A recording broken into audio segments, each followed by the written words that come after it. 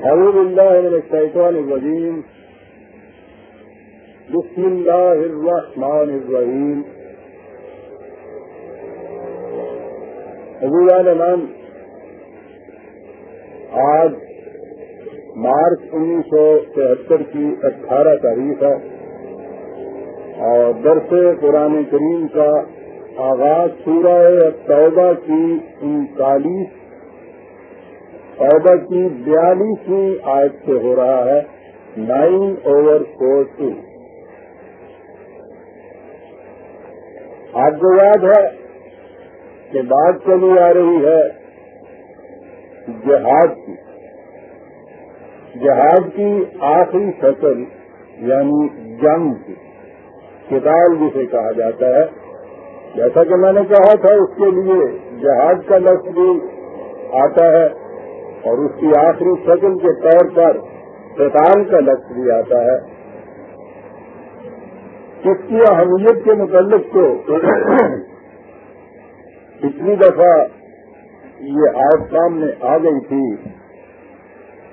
یہاں کہا گیا تھا کہ الا تنصروا يعذبكم عذابا أليما ويستبدل قوما غيركم.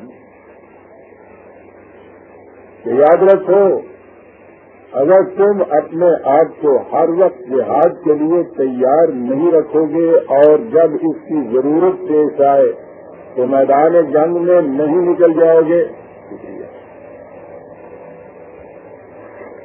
اس کے بعد کہا تھا کہ ایک علم انگیز عذاب میں مبتلا ہو جاؤ گے اور وہ علم انگیز عذاب وہ ہوگا کہ تمہاری جگہ کوئی دوسری قوم لے لے گی.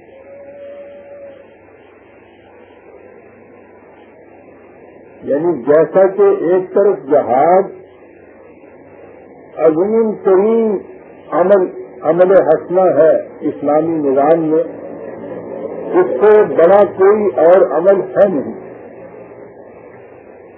اس میں فاتح منصور ہونا یا اس میں جان دے کر حیات جاویدہ حاصل کر لینا.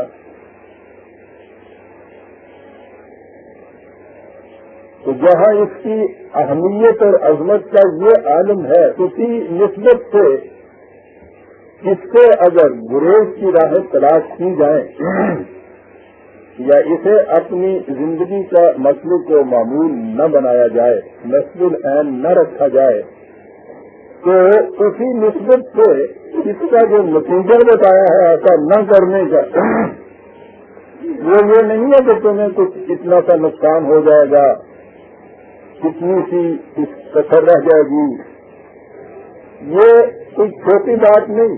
جہاں دوسری طرف جان دے دینے سے حیات جاویدہ اور سیدھا جنت میں پہنچنے کا ہے، اس سے جی چرانے کا نتیجہ تمہاری جگہ دوسری قوم لے لے گی. یعنی کوئی بین کی شکل ہے نہیں کہ اس کے بعد کچھ میں شکست ہو جائے گی، کمزوری ہو جائے گی، ذلت ہو جائے گی اور پھر کچھ وقت کے بعد پھر اس کو اگر پورا کر لو گے تو کوئی بات نہیں. درمیان کی رائے کوئی نہیں ہے. جہاں ادھر یہ کیفیت ہے کہ اس کسی ایک جس نے طے کر دی اس قصے کا نام میدان جنگ میں گئے اور وہاں اللہ کی راہ میں جہاد کرنے کے لیے اگر جان دے دی تو سارے جتنے وہ قصے کہتے ہیں نا وہ صاحب کے بعد کے سارے قصے اثر اور نظر اور محمد اور سارے قصے جتنے بھی ہیں اس کی ایک دس ان کو طے کر دیتی ہے اور زندگی کے بلند ترین مقام کے اوپر یہ پہنچ جاتا ہے. اسی نسبت سے جب یہ چیز اس میں سے اگر جی چرایا جائے اور گروج کی راہیں نکالی جائے تو جو گرتا ہے تو وہ بھی راستے کے کسی مقام میں اٹکتا نہیں ہے. وہاں کی قوم کی کیفیت یہ ہے کہ یہ سب دن قوم منگایا ہے تو تمہاری جگہ دوسری قوم لے لے. یہ ہے جہاد کا مقام دین کے نظام میں. اور حقیقت تو یہ ہے کہ جیسے کہ نبی صلی اللہ علیہ وسلم کی اس ظہر تابدار حدیث میں جو آیا ہے، پوچھا گیا کہ مومن کی زندگی کیا ہے تو آپ نے فرمایا کہ جب جہاد نہ ہو رہا ہو تو جہاد کے لیے تیاری کرو، اور جو ہو رہا ہو تو اس میں شریک ہو۔ مومن کی زندگی ہے یہ، ساری زندگی جدوجہد کی زندگی ہے، اسی کا نام جہاد ہے۔ اس میں تو ایک سانس بھی ایسا نہیں ہے کہ اس قدر یا اس جہد سے یا اس جہاد سے فارغ ہو جائے مومن۔ یہاں تو قدم قدم کے اوپر ٹکراؤ ہوتا چلا جائے گا آپ کو تقریبی قوتوں کے ساتھ، اور اس ٹکراؤ کا مقابلہ کرنے کے لیے آپ کو تو ہر وقت تیار رہنا ہوگا۔ یہاں صورت یہ ہوگی کہ جہاں بازو سے لڑتے ہیں وہیں سے یاد ہوتا ہے۔ تو میں نے عرض کیا کہ جہاں اس کا صلہ اتنا بڑا ہے،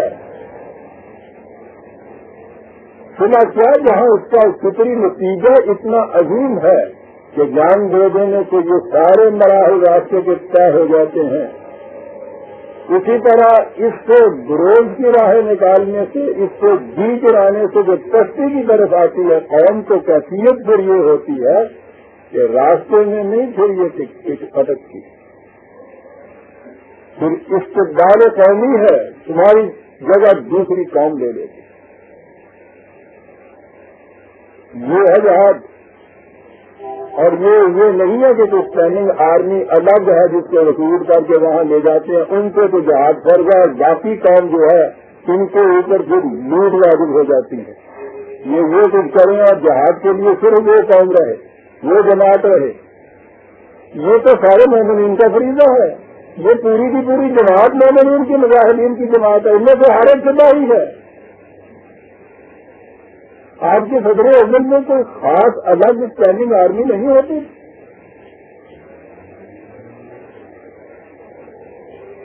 ہر مومن اس کے لیے تیار ہوتا ہے۔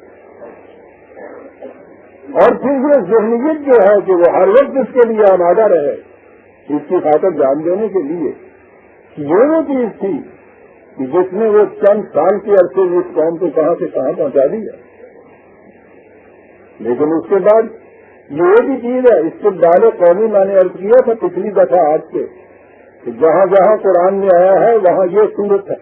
دو نمایاں چیزیں قرآن نے بیان کی ہیں۔ سورہ محمد کی آخری آیت جو میں نے عرض کیا تھا اس میں یہ کہا تھا کہ اگر تم نے سرمایہ داری کا نظام اپنے ہاں رکھا کہ ہر فرد اپنی بات کے لیے سمیٹتا چلا جائے تو اس کا نتیجہ بھی یہ ہوگا کہ تمہاری جگہ دوسری قوم لے لے گی۔ اور دوسری جگہ یہاں یہ آیا ہے کہ اگر کیفیت تمہاری یہ ہوئی کہ تم نے جہاد سے جی چرایا تو پھر بھی اس سے دار قومی ہو جائے گا۔ یہ جسے کیپٹل پنشمنٹ کہتے ہیں نا، تو یہ جرم وہ ہے جس کی سزا موت جسے کہتے ہیں، یہ وہ جرائم ہے جن کی سزا اس سے دار قومی ہے، سب کچھ چھن جاتا ہے اس قوم کا۔ اور اس کا علاج کا غم شادی نہیں ہے، یہ دونوں مقام کے اوپر، وہاں آپ کے ہاں اکنامک سسٹم جو ہے، اقتصادی نظام جو ہے، اس میں ایک کسی قسم کا انقلاب لانا ہوگا، اور دوسری جگہ یہ جہاد کی جو صورت ہے پوری کی پوری قوم کو مجاہد یا فدائی بننا ہوگا، ورنہ اس سے زیادہ پانی معلوم ہے۔ اور پھر اس سے پہلی آیت کے اندر اس کی غایت بھی بتائی تھی۔ میں نے کہا تھا کہ جنگ کے متعلق اس زمانے میں تو جنگ صرف مال و غنیمت کے لیے ہوتا تھا، میدان میں ہر سپاہی جو کچھ لوٹ لے گا اس کا، اور جہاں وہاں کی معیشت کیونکہ کوئی مستقل تھی نہیں ان ملکوں کی، اس لیے ان کا گزارا اسی پہ ہوتا تھا، اس کے لیے تو وہ ہر وقت آمادہ رہتے تھے۔ اب یہ بالکل ایک نئی چیز آئی ان کے سامنے، اور وہ نئی چیز یہ تھی کہ یہ جنگ لوٹ کے لیے نہیں ہوگی۔ دوسری چیز ان کے ہاں جنگ میں قید ہونے والے مردوں کو غلام اور عورتوں کو لونڈیاں بنایا جاتا ہے، تعیری کا تنہرام ہے۔ تو آپ سوچیے کہ پھر جذبہ کیا رہا جنگ کا۔ مال غنیمت جو ہے یہ اس میں لوٹ میں یہ نہیں لے سکتے. غلام اور غلاموں کی ایک جنسی تحریک و ترغیب تھی وہ نہیں ہو سکتی. مملکت کی حیثیت سے جامعہ ہوتی ہے تو یہ بہرحال جو زمینیں فتح ہوتی ہیں وہ تو مملکت کی ہو جاتی. اسٹینڈنگ آرمی یہ ہے نہیں، مرسینری طریق کے اوپر تنخواہ کی خاطر لڑتی. تو پھر کیا جذبہ ہے جس کی خاطر یہ کیفیت ہے کہ وہ یوں سر بکف میدان جنگ میں جائیں کہ جیسے کسی عروس اور دلہن سے ملنے کے لیے جایا جاتا ہے. کیا تھا وہ جذبہ؟ یہ بہت عظیم انقلاب ہے جو قرآن نے پیدا کیا ہے. ایک ہی آج پہلے یہ کہا ہے نا کہ یاد رکھو وہ جنگ اس لیے ہے جعل کلمۃ الذین کفروا السفلی وکلمۃ اللہ ہی العلیٰ. صرف اس سے مقصد یہ ہے کہ خدا کا نظام، اس کی بات، اس کا نظریہ زندگی، اس کا مقرر کیا ہوا نظام حیات وہ غالب آ جائے اور انسانوں کا خود ساختہ نظام جو ہے مغلوب ہو جائے. حق غالب آ جائے اور باطل مغلوب ہو جائے. یہ ہے مقصد. آپ دیکھا کہ یہ جتنے بھی بظاہر پیش کا استادہ مفاد جب دنیاوی تحریفات و ترغیبات و ترغیبات تھی وہ ساری ختم کر دی ہیں. ان میں سے کوئی مقصد نہیں رہا. مقصد یہ ہے اس کے سامنے. تو آپ دیکھتے ہیں کتنا بڑا انقلاب پیدا کرتا ہے قرآن انسان کی اندر کی دنیا میں کہ یہ کوئی باقاعدہ یہ کوئی کشش باقی نہ رہے جس کی خاطر جنگ کرتے آئے تھے اور ساری دنیا جنگ کرتی ہے جس کی خاطر بھی نہیں تھا. حق پر صداقت اس کا غلبہ ہو اس کی خاطر جان دے دینا جس میں اپنا ذاتی جائزہ کوئی نہ ہو.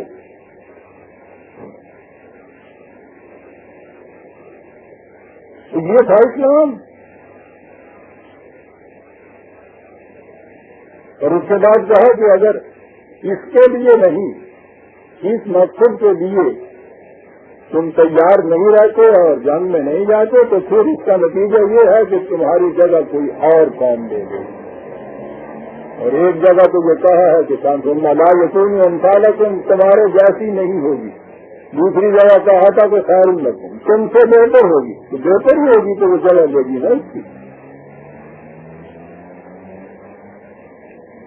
تو جگہ لینے کے معنی یہ نہیں ہوتا ہے کہ ان کو کسی طرح بھیڑ بکریوں کی طرح ہانک دیا جاتا ہے کہیں اور وہ باڑہ خالی ہو جاتا ہے اس میں وہ آ کے بیٹھ جاتے ہیں. بلکہ ہر وہ چیز کہ جس سے وہ قوم انسانوں کی سخت میں شامل ہونے کے قابل ہوتی ہے ان کو چھین دی جاتی ہے اور پھر وہ سانس لینے کے لیے مردے اپنی لاٹیاں اپنے کندھوں سے اٹھائے باقی رہتے ہیں. یہ استقبال قومی ہوتا ہے. قومی اس طرح سے یوں مٹائی نہیں کرتی اسی طرح کسی کے لیے. تو یہ الگ بات ہے کہ اس طرح کی پستی اور ذلت کی حالت میں پھر ایک عرصے کے بعد اس قوم کی قرآن کہتا ہے کہ جالنا ان احادیث کا پھر ان کی داستانیں باقی رہ جاتی ہیں اور کچھ باقی نہیں رہتا. پھر بعد میں وہ کھنڈرات کھودنے والے جا کے آرکیولوجی والے کھنڈرات میں سے پھر ان کے نشانات پڑتے ہیں. یوں قومیں ختم ہو جاتی ہیں. اب اتنا بلند مقصد دیا ہے اس کے لیے کہ کوئی یہ ذاتی جسے جاگدہ کہتے ہیں وہ باقی نہ رہے. تو اب یہ جو مملکت قائم ہو گئی تھی پھر اس کے بعد یہ جنگ ہو گئی تھی. تو ایک تو وہ جماعت تھی جو رسول اللہ صلی اللہ علیہ وسلم نے تیار کی تھی، لیکن اس کے ساتھ ہی یہ مختلف قبائل وہ بھی تو سب آ کے ان میں شامل ہو گئے تھے. ان کی تو تربیت ابھی ایسی نہیں ہوئی تھی. یاد رکھیے کہ یہ وہ جماعت جنہیں ہم صحابہ کبار کہتے ہیں، مہاجرین اور انصار جو ہے یہ گروہ نہیں، یہ تو تربیت یافتہ گروہ تھا. یہ تو اسی مقصد کی خاطر جیتا تھا، اسی مقصد کی خاطر مرتا تھا، جان دیتا تھا. وہ جنہیں قرآن نے خود کہا ہے کہ آراب جن کے متعلق کہو کہ ابھی اپنے آپ کو یہ نہ کہیں کہ ہم ایمان لے آئے ہیں، یہ کہیں کہ ہم نے سبمٹ کر دیا ہے، یہ وہ لوگ بھی تو ساتھ شامل تھے. ان میں ابھی یہ جذبہ پیدا نہیں ہوا کہ جان دیں اور اس کی قیمت بھی کچھ وصول نہ کریں. وہ یہ چیز دیکھتے تھے کہ جس جنگ کے لیے تیاری ہو رہی ہے اس میں ہمیں کیا فائدہ ہوگا. یہاں سے ان کا ذکر آ رہا ہے. کہا کہ ان کی کیفیت یہ ہے کہ لو کانا ارزم قریبم و سفرم قاصدم لتبعوک کا ولیکن بعدت علیہم الشقہ وَتَجْعَلُونَ بِاللَّهِ لَوْ اسْتَطَعْنَا لَخَرَجْنَا مَعَكُمْ. تو ان کی کیفیت یہ ہے کہ اگر کوئی فائدہ ان کو نظر آتا جلدی سے مل جانے والا یا مسافتیں لمبی نہ ہوتی. تاریخ میں یہ چیز ہے کہ یہ جنگ تبوک کا ذکر ہے، نبی اکرم صلی اللہ علیہ وسلم کے کچھ آخری دور کی بات ہے. رومیوں نے بازنطینی، میں نے تاریخ میں سب کچھ آپ کو بتا دیا تھا کہ کون سی یہ قوتیں تھیں جن کے ساتھ ٹکراؤ ہو رہا تھا اسلام کا. تو رومن امپائر جو تھی مشرقی حصے کی، جسے بازنطینی امپائر کہا جاتا ہے، ان کے متعلق یہ اطلاع آئی تھی کہ وہ تیاریاں کر رہے ہیں حملہ کرنے کی اس نوزائیدہ مملکت کے اوپر. اسٹریٹجی کا تقاضا یہ تھا کہ ان کی وہاں جا کے روک تھام کر دی جائے. تو اس کے لیے حضور نے یہ ایک لشکر تھا جو تیار کیا اور جانے کی بات یہ تھی. تو وہ یہاں سے دور بھی تھا، گرمی بھی تھی، اور پھر یہ لوگ تھے کہ جن کے متعلق خود قرآن نے یہ کہا ہے کہ ابھی ایمان ان کے دل کی گہرائیوں میں نہیں اترا ہوا. تو وہ اس میں کچھ ہچکچاتے تھے. کہا ان کی صورت یہ ہے کہ اگر ان کا پیش کا سادہ جلدی سے ملنے والا تو مفاد ان کے سامنے ہوتا جیسے کہ ان کا انداز ہوا کرتا تھا، یا کوئی مشقت پہلے مسافت نہ ہوتی، یہ چیز بھی ان کو زیادہ دکھتی ہے، تو یہ پھر تو چل نکلتے. لیکن یہ کہ بیچ میں ذاتی جاذبہ کوئی نہ ہو اور مشقتیں بھی ہوں ان کی، اور اس کے باوجود پھر کیفیت یہ ہو کہ سینہ شمشیر سے باہر ہے دم شمشیر کا، یہ بات نہیں ابھی ان کے یہاں پیدا ہوئی. کہا ویسے ان کی کیفیت یہ ہے کہ یہ خدا کی قسمیں کھا کھا کہ یہ بات کہیں گے کہ نہیں، اگر ہم نے واقعی استطاعت ہوتی تو ہم تمہارے ساتھ جاتے. دو لفظوں میں بات ختم کی. یہلکون انفسہم، یہ اپنے آپ کو تباہ کر رہے ہیں. یہاں یہ جو ہلاکت ہے، آپ دیکھیے کہ یہاں کبھی ہلاکت تو ہے نہیں، کیونکہ جنگ میں جانے والے تو کبھی موت جسے آپ کہتے ہیں وہاں مر جاتے ہیں، نہ جانے والوں کی تو یہ صورت نہیں ہوتی. ذرا کم کر دیجیے. کوئی نقصان ایسا نہیں ہو رہا. یہ جو ہلاکت کس چیز کی ہو رہی ہے کہ قسمیں کھا کھا کے کہتے ہیں کہ اگر استطاعت ہوتی تو ساتھ جاتے ہیں، دل میں بات یہ نہیں ہے. یہ غلط ہے جو کچھ یہ کہہ رہے ہیں، یہ منافقت ہے جو یہ برت رہے ہیں. اس کا نتیجہ کیا؟ ہلاکت ذات. یہ ہے وہ اصل چیز جس سے قرآن آتا ہے. کبھی مفاد بھی انہوں نے اپنے محفوظ کر دیے، یہ بھی دیکھ لیا کہ ہمیں کوئی کبھی نقصان بھی نہ ہو، جان و مال کی حفاظت بھی رہے، مشقتیں بھی نہ اٹھانی ہے. اس اعتبار سے تو ہلاکت کا سوال ہی نہیں تھا. کچھ کون سی چیز ہے جس کی ہلاکت ہو گئی اس سے؟ کہتے یہ چیزیں جو انہوں نے بتا دی، اپنی ذات کی جو ہلاکت اس سے ہو رہی ہے وہ نہ ان کے سامنے بات آئی. جرم کیا ہے؟ واللہ یعلم انہم لکاذبون. یہ چیز ہے جس کی وجہ سے انسان کی ذاتی ہلاکت ہوتی. جھوٹے ہیں اس بات. جہاں بھی آپ کا قلب اور زبان ہم آہنگ نہ رہے وہ کفر ہو جاتا ہے اور اس کا نتیجہ انسانی ذات کی ہلاکت ہوتا ہے۔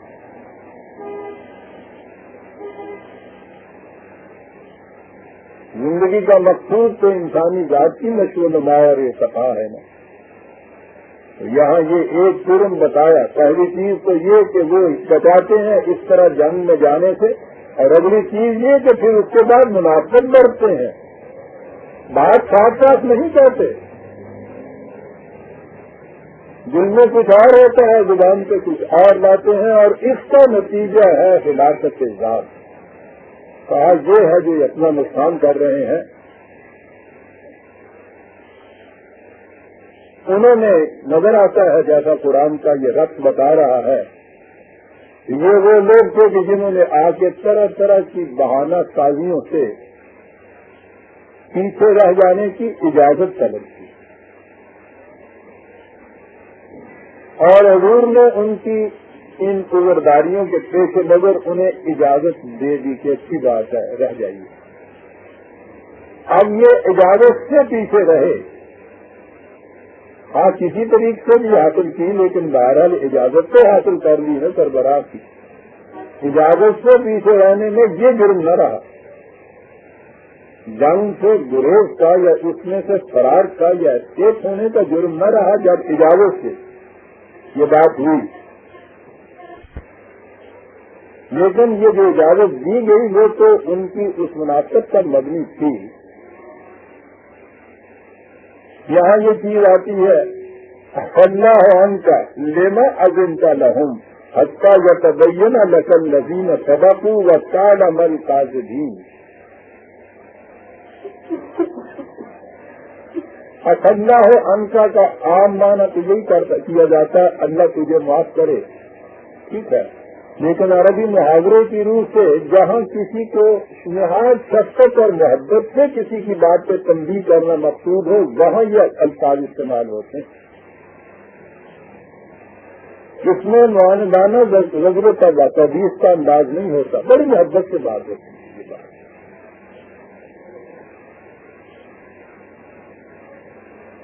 تنبیہ اس انداز سے کی اور کہا یہ کہ تم نے انہیں کیوں اجازت دے دی جلدی سے، تھوڑا سا توقف کرتے تو خود بات مصر کے سامنے آ جاتی کہ یہ جو عذرداریاں پیش کر رہے ہیں یہ ساری بناوٹی ہیں، یہ جھوٹے ہیں۔ اس میں بات اصل میں یہ ہے کہ جنگ سے جی چلانا چاہتے ہیں کہ اس میں ذاتی مفاد نظر نہیں آتا۔ کہا یہ کہ خدا کی شفقت تیرے ساتھ ہو، انہیں ان کو کیوں اجازت دے دی، اس کے قدم کے چنتے جھوٹ اور سچ نکھر کر سامنے آ جاتا۔ یہاں سے ایک بڑی اہم اصولی بحث شروع ہوتی ہے اور اس کا سمجھ لینا بڑا ہی ضروری ہے۔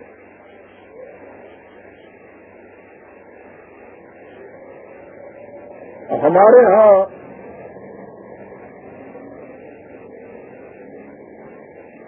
متقدمین میں سے ایک عقیدہ چلا آ رہا ہے کہ نبی اکرم صلی اللہ علیہ وسلم یہی جو قرآن کے اندر جو کچھ آیا ہے یہی وحی نہیں تھی، بلکہ ما ينطق عن الهوى الا ان وحی یوحی ہے۔ رسول اللہ صلی اللہ علیہ وسلم نے ساری زندگی میں جو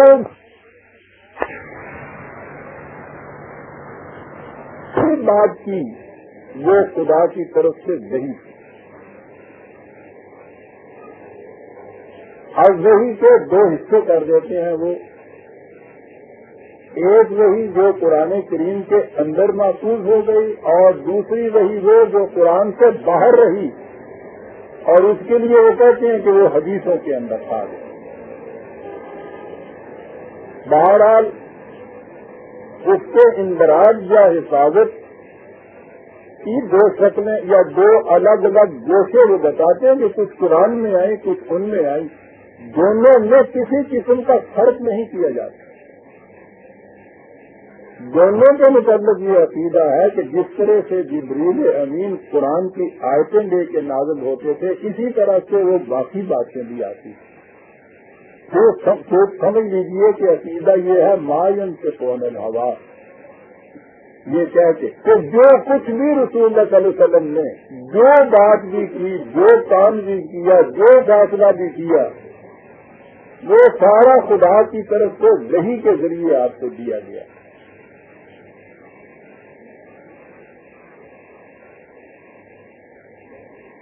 اس سے یہ اعتراض پیدا ہوتا کہ قرآن کریم نے یہاں ہی نہیں اور کئی مقام بھی آئے ہیں جہاں یہ کہا ہے اے رسول تو نے یہ کیوں کیا، لما تحرم ما احل اللہ، یہ چیز جو خدا نے جائز قرار دیا ہوا ہے تو نے اپنے اوپر اسے حرام کیوں قرار دے دی، یہاں یہ چیز ہے کہ تو نے ان کو اجازت کیوں دے دی۔ سبین مقام سے یہ واضح ہوتا ہے کہ اگر یہ چیزیں جتنی بھی ہیں یہ بھی خدا کی طرف سے وحی کے ذریعے تھی کہ آپ نے ان کو اجازت دی تھی، یعنی وہ پہلا مقدمہ مان لیا جائے کہ آپ نے جو کچھ کہا، جو کچھ کیا، جو فیصلہ کیا، جو قدم اٹھایا، یعنی آپ کا قول اور عمل سارے کا سارا وحی پر مبنی تھا۔ تو یہ جو مقامات ہیں جہاں خدا نے ان کے خلاف ایکسیپشن دی ہے، ہاں وہ کتنی محبت آمیز انداز میں کیوں نہ اس کو تنبیہ کی گئی ہو، لیکن بہرحال اختلاف تو کیا ہے نا خدا نے اس سے۔ تو قرآن کی وحی تو ایک وحی تو یہ کہہ رہی ہے، اگر یہ مانا جائے کہ وہ دوسری جگہ جو ہے کہ رسول اللہ صلی اللہ علیہ وسلم نے جو ان کو اجازت دی تھی اس عقیدے کے مطابق وہ بھی وحی کی روح سے تھی، تو اجازت بھی وحی کی روح سے ملی اور اسی دوسرے سانس میں وحی نے آگے کہہ دیا تو نے اجازت کیوں دی تھی۔ آپ نے غور فرمایا؟ میں نے اس لیے کہا کہ بڑے غور سے سننے کی بات ہے، اس سے آگے ایک چیز آتی ہے، یعنی یہی آپ دیکھیے کہ ایک طرف وہی یہ کہتی ہے کہ اجازت دے دو ان کو، تو دوسرے سانس میں ایک وہی آ جاتی ہے کہ بنا گندہ تم نے اجازت کیوں دی اس کو۔ معاذ اللہ یہی بات تھی کہ حضور کہتے ہوں گے کہ آپ بتائیے کہ کیا جواب دیا جائے صاحب، ٹھیک ہے ادب کا تقاضا یہی ہے جو حافظ وہ کہتا ہے کہ بار پڑھی کے ادب بازو دو گناہ ہے ننس، ہاں ادب کا تقاضا یہ ہے کہ تسلیم کر لو اس بات کو کہ اچھا جی غلطی ہو گئی، لیکن آپ پوچھیے اس کو بات صاف کرنے کے لیے کہ اگر یہ ہے کہ حضور کا ہر قول، ہر عمل، ہر فیصلہ وحی کی روح سے ہوتا تھا تو یہ فیصلہ کہ ان لوگوں کو اجازت دی جائے یہ وحی کی روح سے تھا نا، تو وحی نے یہ آگے کہا کہ اجازت دے دو اور دوسری سانس میں وحی نے آگے کہہ دیا بیمار ان کا تم نے کیوں اجازت دی۔ یہ چیزیں سامنے آتی، اب ان کی اگر ان کی تعبیریں اور اس کی جوابات دیکھیے تو بڑی رقیق سے تھے، کیونکہ وہ یہ ٹھیک بات ہے، اس میں بھی کوئی بات ایسی مذاہبے کی ہے نہیں، یہی محبت کی بات کبھی کبھی ہو جاتی ہے، کبھی ایسے کہہ دیا وہ کبھی کہتے ہیں کہ جی یہ اصل میں حضور کو کوئی امتحان لینے کے لیے ایسا کیا کرتے تھے کبھی کبھی، معاذ اللہ۔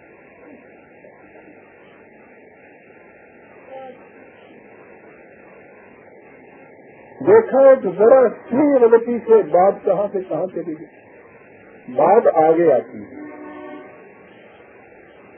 اور وہ یہ ہے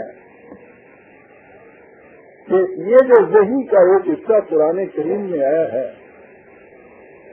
اس میں تو یہ ٹھیک ہے حضور کی اپنی ذاتی کسی خصوصیت صلاحیت کا کوئی دخل نہیں، ما ينطق عن الهوى، حضور نے اپنی فکر سے اس کی تخلیق نہیں کی، یہ ہے اس آیت کے معنی، اللہ واحد یوہ خدا کی طرف سے یہ اسی طرح سے براہ راست خارج سے اوپر سے آئی ہوئی یہ حقیقت ہے، وہی میں جو قرآن کے اندر جو وہی ہے اور یہی ہے وہی میں صاحب وہی کی اپنے ذاتی خیالات اور فکر کا کوئی دخل نہیں ہوتا، یہ ایک آبجیکٹو ریئلٹی ہوتی ہے، خارج کی ایک حقیقت ہوتی ہے جو اس رسول تک پہنچا دی جاتی ہے اور رسول اسے دوسروں تک پہنچا دیتا ہے، اس میں رسول کی اپنی ذات کا کوئی دخل نہیں ہوتا، اتنے حصے تک کہا جائے گا کہ وہ صرف ایک پہنچانے کا ذریعہ ہوتا ہے، بلغ ما انزل الیک،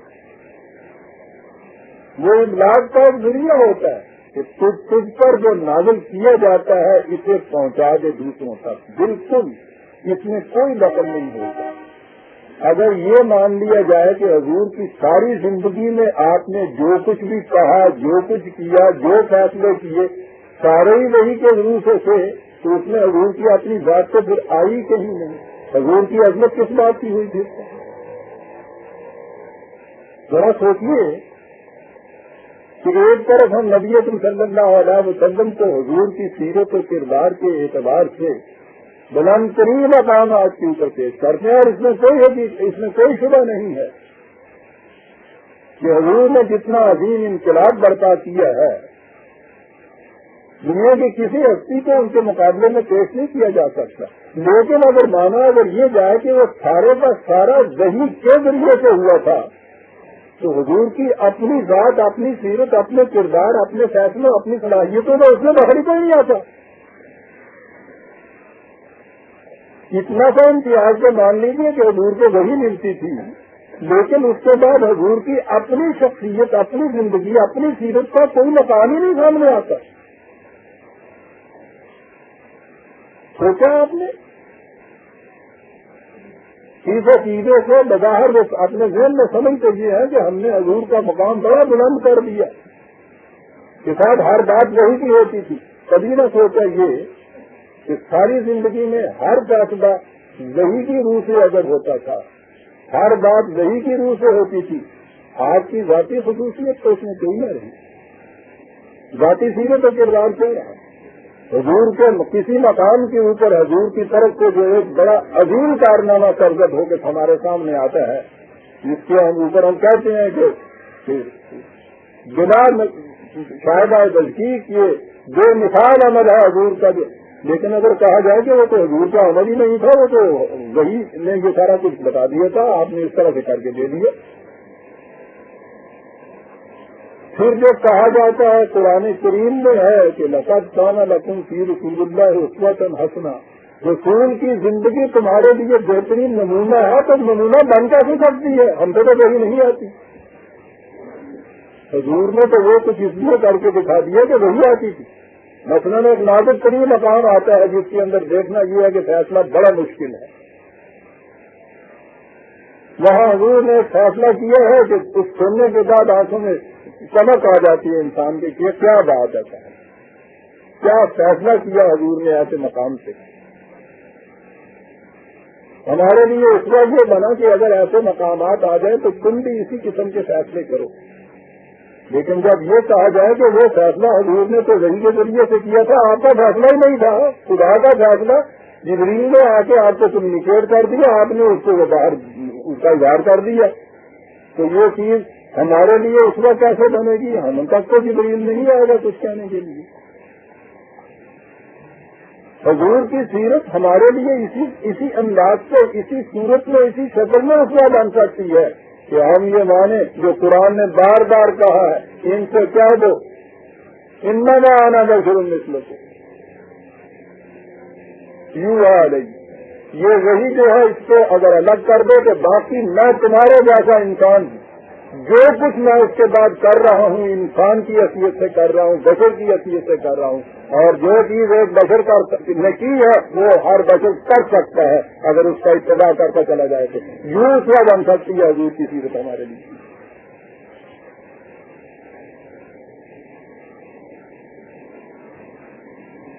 یہ بنیادی غلطی یہاں ہوئی۔ آپ کو معلوم ہے یہاں ایک ٹکراؤ چلا آتا ہے ان میں، یہ جو حدیث کو ایسے مانتے ہیں نا کہ وہ وہی ہے، اور یہ اس کے مقابلے میں ایک رشتہ ہے اہل قرآن کا، وہ یہ چیز کہتے ہیں کہ قرآن کریم کے اندر ہیں یہ تمام چیزیں۔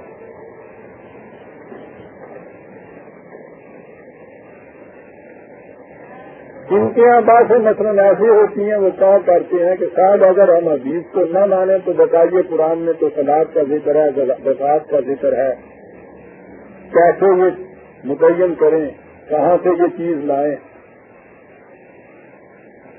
یہ کہتے ہیں کہ یہ سارا کچھ قرآن کے اندر ہے، دین سارا قرآن کے اندر موجود، یہ جزیات بھی موجود ہیں، یہ سب چیزیں اس میں موجود ہیں، وہی کے ذریعے سے متعین ہو گئی ہوئی ہیں۔ عزیزان من ذرا غور کیجیے کہ یہ آپس میں جھگڑتے کس بات پہ ہیں؟ بنیادی طور پہ تو دونوں ہی ایک جگہ ہیں. وہ بھی یہ مانتے ہیں کہ وہی کے ذریعے سب کچھ آیا ہے, رسول کا اپنا کوئی دخل نہیں. وہ بھی یہ کہتے ہیں کہ سب کچھ وہی کے ذریعے آیا, رسول کا اپنا دخل نہیں. فرق صرف اتنا ہے کہ وہ کہتے ہیں کہ صرف اس قرآن کے اندر ہے, وہ کہتے ہیں قرآن کے ساتھ حدیثوں کے بھی اندر ہے. تو رسول کی جو شخصیت ہے وہ دونوں جگہ موجود ہو جاتی ہے. میری سمجھ میں نہیں آیا کہ یہ گزشتہ 50 برس سے بھی آپس میں یہ فرق بدل کس بات پہ ہو رہی ہے ان دونوں میں.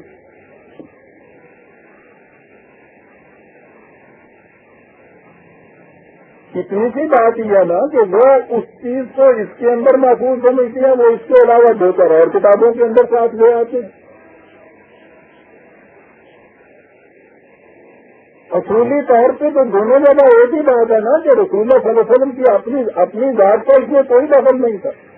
خواہ وہ قرآن میں محفوظ تھا اور آپ نے تو اس طرح سے کیا, خواہ وہ قرآن کے ساتھ حدیثوں میں محفوظ تھا تو قرآن حضور نے اس طرح سے کیا.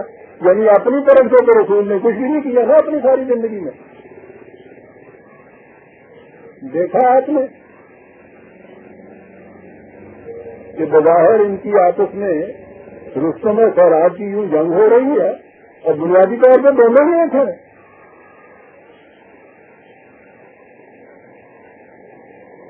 کبھی ان میں سے کسی نے کھڑے ہوئے تو سوچا تھی کہ ہم ایک دوسرے کے اوپر کام کس بات کا کر رہے ہیں.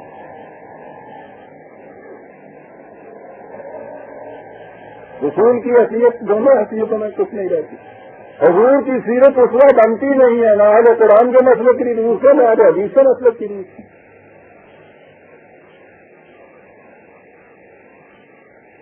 آنا مشروم مسئلے تم کہیں رہتے ہی نہیں.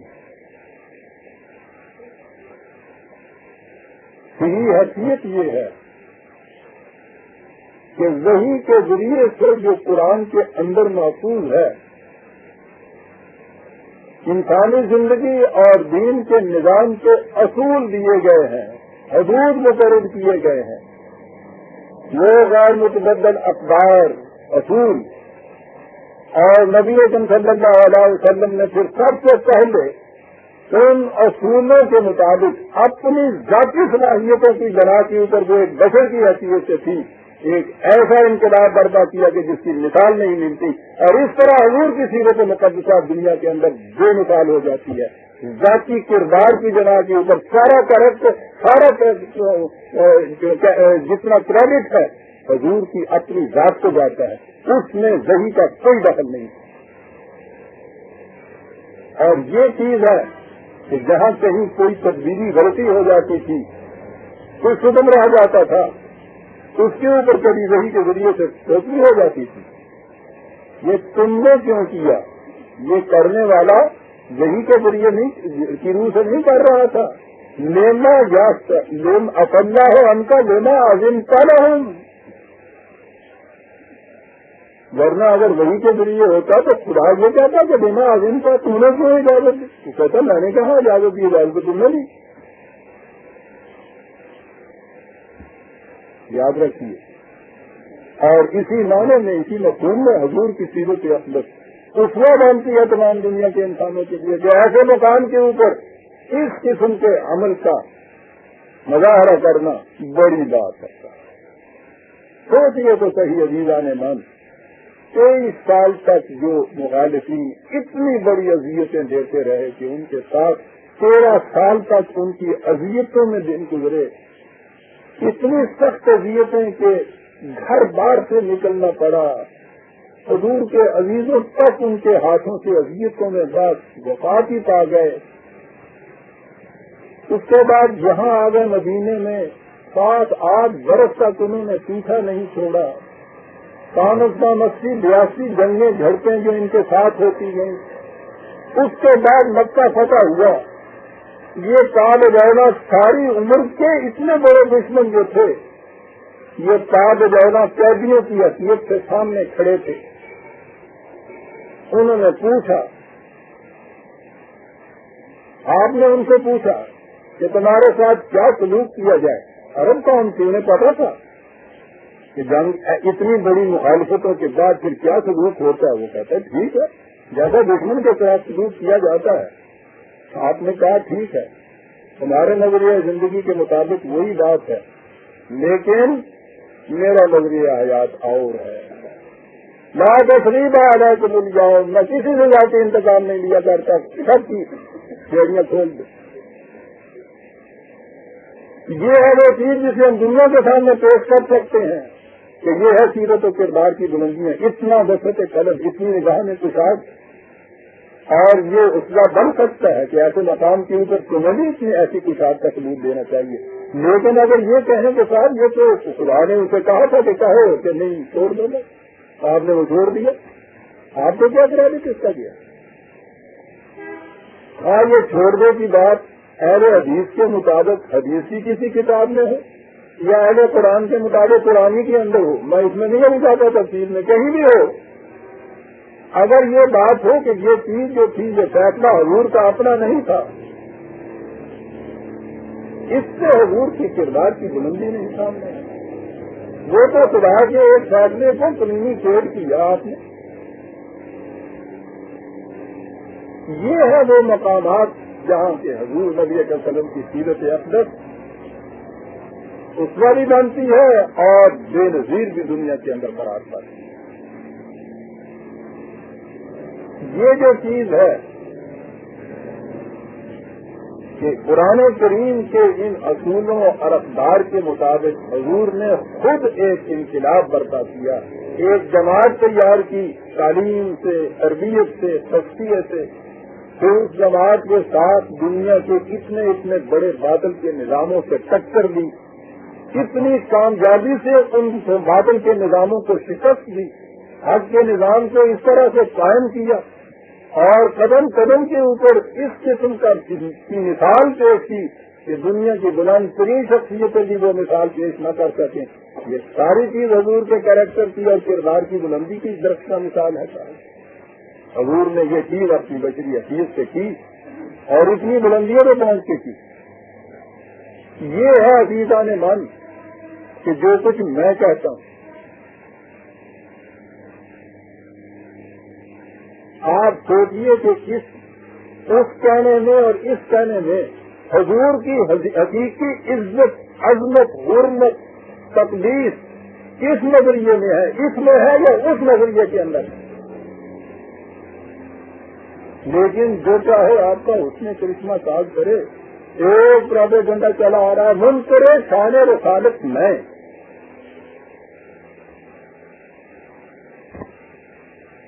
سوچیے تو صحیح،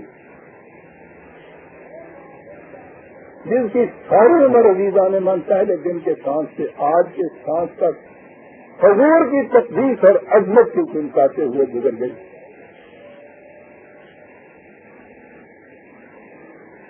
جس کے نام کے صدقے میں نہ انسانوں کی صف میں کھڑے ہونے کے قابل ہوا۔ زبانی بات کہنے کی نہیں ہے عزیزان من، الماری بھری ہوئی ہے، کام از کم تک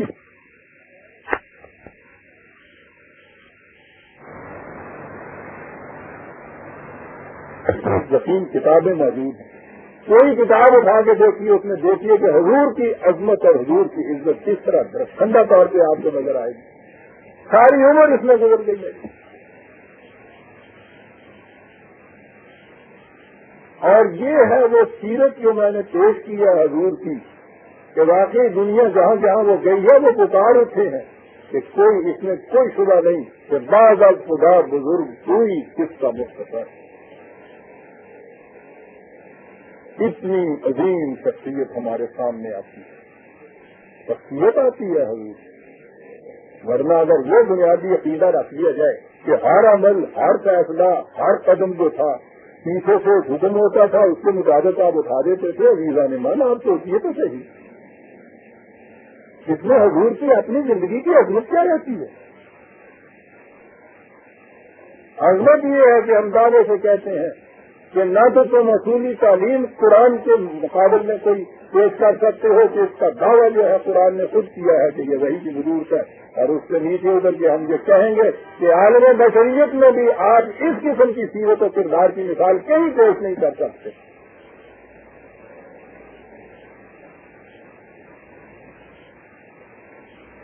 اور یہ تھے وہ مقام حضور کی سیرت و کردار کے درخشندہ تحیر انگیز تعجب انگیز کہ جس کے اوپر حضور نے ادھر سے فیصلہ کیا اور ادھر سے بے ساختہ مزاج والے کہا کہ ان اللہ ملائکتہ یصلون علی النبی، آخری تھک گئے تیرے کتنا تھوڑا فیصلہ کی کوئی ہاتھ لے دے، اللہ تیرے فرشتے پھول برسان لگتے اس کی بات اتنے یہ اسے تو فیصلے دے اتنے یہ عمل کیتا ہے گا کہ میں تو آؤں تو میں تم کہنے آؤں کر دے، تو پھر اس کے بعد یہ پھول برسانے کی نوبت کہاں آتی تھی؟ یہ بے ساختہ پھول کیوں برسائے جا رہے ہیں؟ کیوں یہ فرشتوں سے بھی ساتھ کہا جا رہا ہے؟ کہا اس لیے جا رہا ہے کہ جب تخلیق آدم کا قرآن نے بیان کیا ہے تو فرشتوں نے اعتراض کیا تھا کہ ہمیں چھوڑ کے ایک ایسا بھیجا جا رہا ہے وَيَسْجُدُونَ فِي الْأَرْضِ وَيَسْجُدُونَ فِي الْأَرْضِ وَيَسْجُدُ الدَّمَاء، انگیزیاں کرے گا، فساد انگیزیاں کرے گا. اور واقعی انسانوں کی تاریخ یہی بتا رہی تھی اس معنی میں کہ فرشتے اس بات میں سچے ہی تھے. اس کی ساری تاریخ اسی میں گزری. اس سہارا کا میں کہوں گا کہ اگر یہ چیز آپس میں کہیں دو کی بات ہو تو اس میں تو واقعی کچھ نگاہ جھکتی نظر آئے گی اللہ میاں کی فرشتوں کے سامنے. معاذ اللہ میں کہہ رہا ہوں اس سہارا کا اس چیز کو. لیکن پھر کچھ مقام ایسے آتے تھے ان انسانوں کے اندر کہ جہاں ایک انسان کا درخشندہ عمل جب سامنے آتا تھا تو پھر اللہ میاں سینے پہ ہاتھ رکھ کے فرشتوں سے کہتا تھا دیکھا تم نے کہ میں نے کیا آدم کی تخلیق کی تھی. اور یہ وہ مقام تھے کہ جس کے اوپر وہ بھی بے ساخ کا بکار اٹھتے تھے کہ ہاں انی عالم ما لا تعلمون، ٹھیک کہا تھا تم نے. اور وہ مقام ہے جہاں وہ کہتا ہے کہ ان اللہ وملائکتہ یصلون علی النبی، خدا اپنے اس کارنامے کے اوپر فخر کر رہا تھا کہ میں نے تخلیق آدم اس لیے کی تھی کہ یہ بھی آدم پیدا ہونا تھا اس کے اندر. اور فرشتے پھول اس لیے درخواتے تھے کہ انہیں احساس ہو گیا کہ ہم نے غلط اعتراض کیا تھا. واقعی بات یہی تھی جو تم کہتے تھے. یوں اللہ اور اس کے فرشتے پھول برساتے تھے حضور کے اوپر عزیزان من.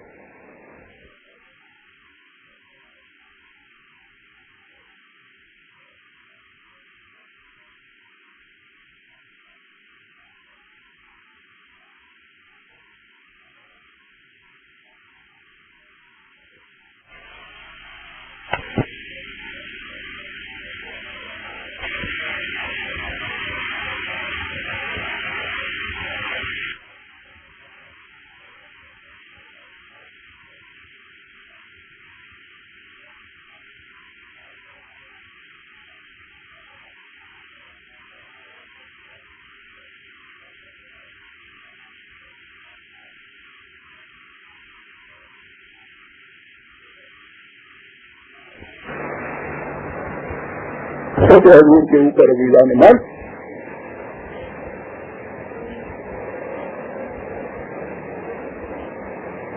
اگر ان کارناموں کو آپ یہ کہیں کہ آپ کی اپنی ذات کا کوئی دخل ہی نہیں تھا، فیصلہ یہ آتا تھا ایسے مقام کے اوپر تو یہ کر دو، تو پھر خدا اگر کہتا بھی فرشتوں سے کہ دیکھا تم نے تو کہتے کے ساتھ دیکھا ہے ہم نے، ہمیں یہ بھی معلوم ہے کہ اس میں آدم کا کیا دخل. یہ وہ مقام ہے جس کو فرشتے جنہیں ملائکہ کہا جاتا ہے قرآن نے بتایا یہ ہے کہ ان کی کیفیت بھی ہے جیسا انہوں نے کہا تھا نان نسبح بحمدک ونقدس لک. ہم کو جس طرح سے تو کہتا ہے ویفعلون ما یؤمرون، تو جو کوئی کو حکم دیتا ہے ہم کیے چلے جاتے ہیں. یہ کہنے والوں کی خدا نے ان کی تجویز نہیں کی تھی کہ غلط ہے جو ہم کہتے ہیں تم کرتے چلی جاتی ہو، غلط ہے تم نہیں کرتے اس لیے ہم ایسی مخلوق پیدا کر رہے ہیں کہ جو ہم کہیں گے وہ کریں گے. بالکل نہیں، تسلیم کیا نا خدا نے کہ جو کچھ ہم کہتے ہیں تم کرتے چلے جاتے. کہا تھا کہ اس میں تمہارا کریڈٹ پھر کیا ہے کہ جو کچھ ہم کہتے ہیں تم کرتے چلے جاتے ہو. یہ تو ایک میکینیکل چیز ہے، اس میں یہ تو کردار تو تمہارا کچھ نہیں. خدا نے کسی فرشتے کی سیرت کے متعلق نہیں کہا تمہارے لیے اس کی آسنا بنے گی، وہ بن ہی نہیں سکتی. وہ تو ایکچولی سارا میکینیکل ہوتا ہوگا.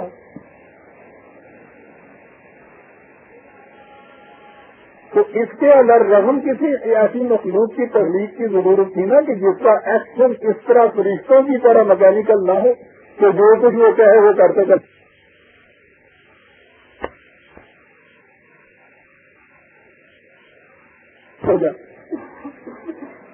جب کچھ آیا نہیں وہاں سے تو چپ کے بیٹھے ہوئے ہیں.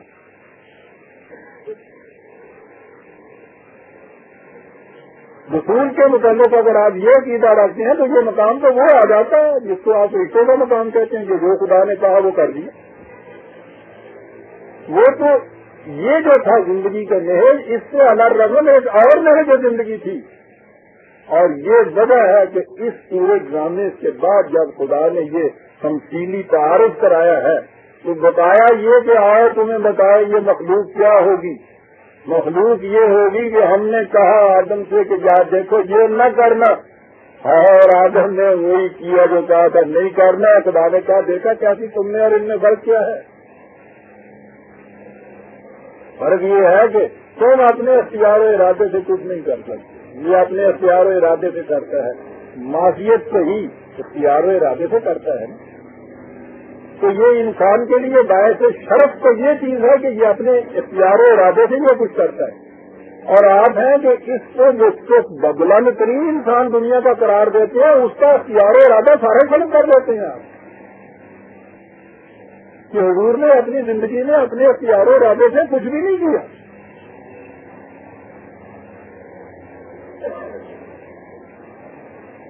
آپ نے غور فرمایا بھی جو میں نے کہا تھا کہ بڑا اہم اس میں ایک نقطہ آتا ہے.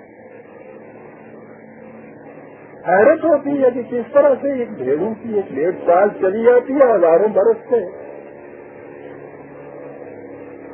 اور اس کے اوپر پھر گھومتے ہیں صاحب کہ یہ مقام آیا اور وہ وہی آ گئی آپ کی طرف اور آپ نے یہ کر دیا. صاحب سبحان اللہ صاحب یہ کیا چیز، تم بتاؤ تو صحیح. یہ سبحان اللہ تو فرشتوں نے کہا تھا،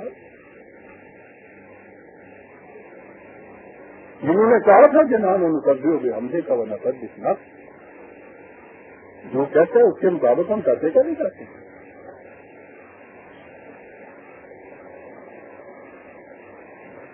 یہ ہے مقام حضور کا.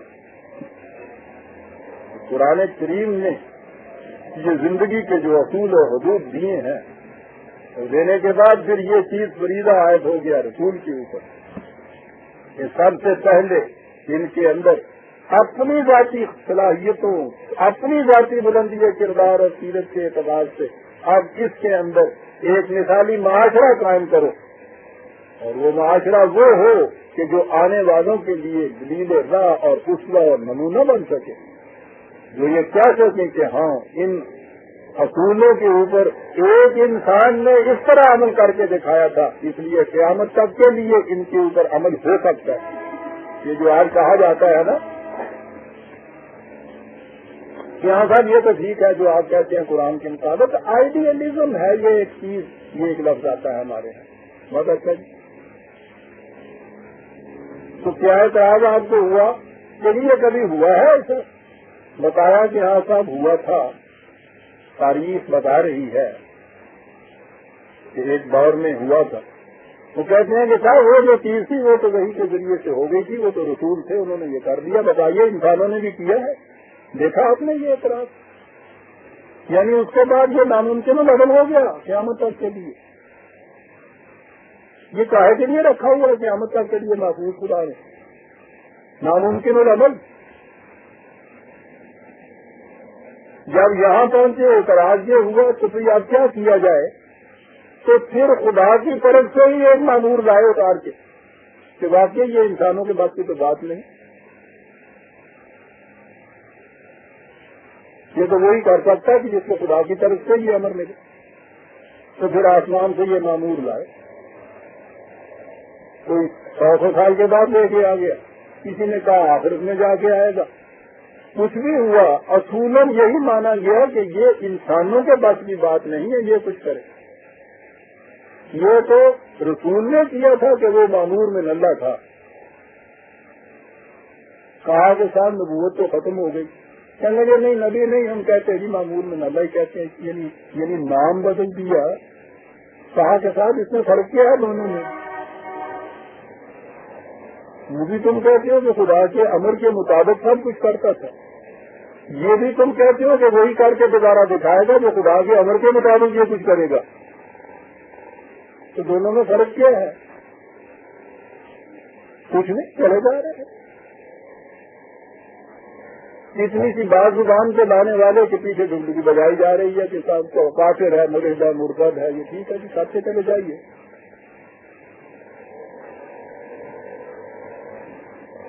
یہ ہے عزیزان من جو میں نے کہا تھا کہ بات تو یہ چھوٹی سی سامنے آئی ہے، لیکن اصولی چیز بڑی اہم اس کے اندر آتی ہے۔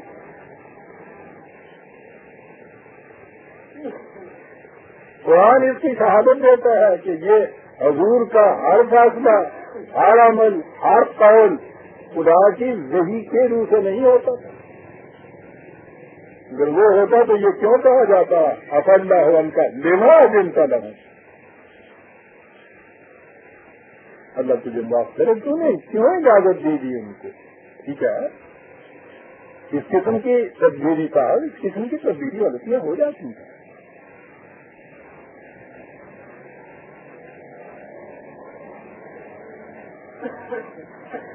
حتى يتبين لك الذين صدقوا وتعلم الكاذبين۔ ذرا سا رک جاتے تو چند قدم کے اوپر ہی بات ساری صاف ہو جانی۔ یہ منافقت جو ہے وہ تو زیادہ دیر کم نہیں تھا۔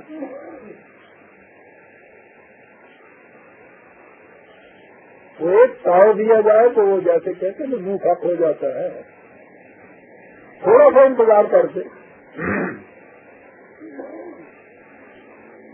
اور پھر یہ میں کہتا ہوں کہ اس موضوع پہ اگر آئے ہم خود قرآن کی شہادتوں کی روح سے کہ رسول صلی اللہ علیہ وسلم اپنے ذاتی فیصلے اس میں کیا کرتے تھے، منافقوں سے متعلق سب سے زیادہ مشکل مرحلہ ان منافقین کا تھا۔ کسی جماعت کے اندر اس قسم کے لوگوں کا آگے شامل ہو جانا،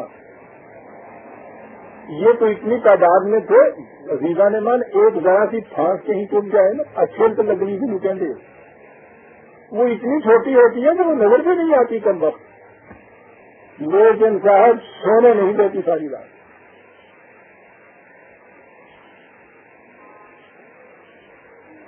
یہ جو ہے کسی جماعت یا تنظیم کا جذب اس کے اندر، یہ جو دشمن ہے وہ تو باہر کھڑا ہوتا ہے، کچھ بات ہی نہیں۔ یہ جو منافقت ہے اور منافقین ہے، یہ تو اس خاص کی طرح ڈوبے ہوئے ہوتے ہیں، وہ نظر بھی نہیں آتے، لیکن کیفیت یہ ہے کہ صاحب نہ دن کو چین نہ رات کو نیند، کیفیت یہ ہو جاتی ہے اس کی۔ یہ اس قسم کے لوگ قرآن بتاتے ہیں۔ اگر یہ چیز تھی کہ ہر بات وحی کے روح سے تھی، قرآن یہ بتا رہا ہے، یعنی آج یہ سوال پیدا ہوتا ہے کہ ان کو نکال باہر کیوں نہ کیا؟ قرآن یہ کہہ رہا ہے کہ رسول ہم نہیں تمہیں بتائیں گے کہ فلاں فلاں ان میں سے منافق ہے۔ کوئی بات ہوئی؟ اس میں تو تمہاری فراست جو ہے وہ اس کا اندازہ، تم ان کے جلن سے، ان کی کرتوتوں سے، ان کے کردار سے تمہیں اس کے متعلق پہچاننا ہوگا ان کو کہ ان میں سے کون کون سے ایسے ہیں۔ ہم نہیں بتائیں گے، دیکھا آپ نے؟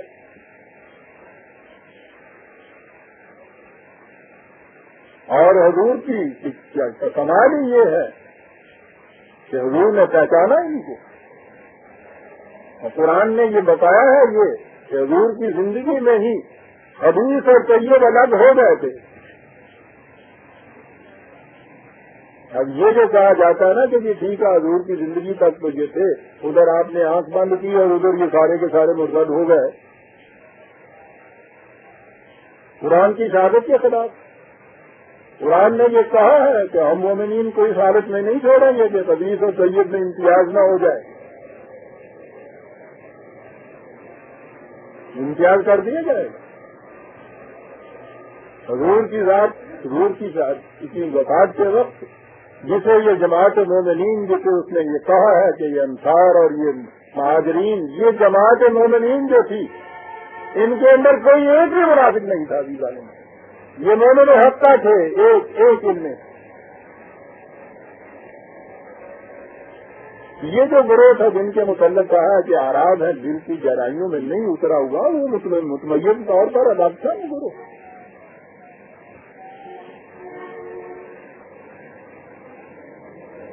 تو بات میں یہ کہہ رہا تھا کہ یہ جتنی چیزیں تھیں یہ حضور کی بصیرت تھی، حضور کی شراکت تھی، حضور کی ذاتی خصوصیات تھی، سیرت کی بلندی تھی، کردار کی پاکیزگی تھی، جس کی بنا پر آپ نے اس قسم کا ایک معاشرہ مستقل کر کے بتایا.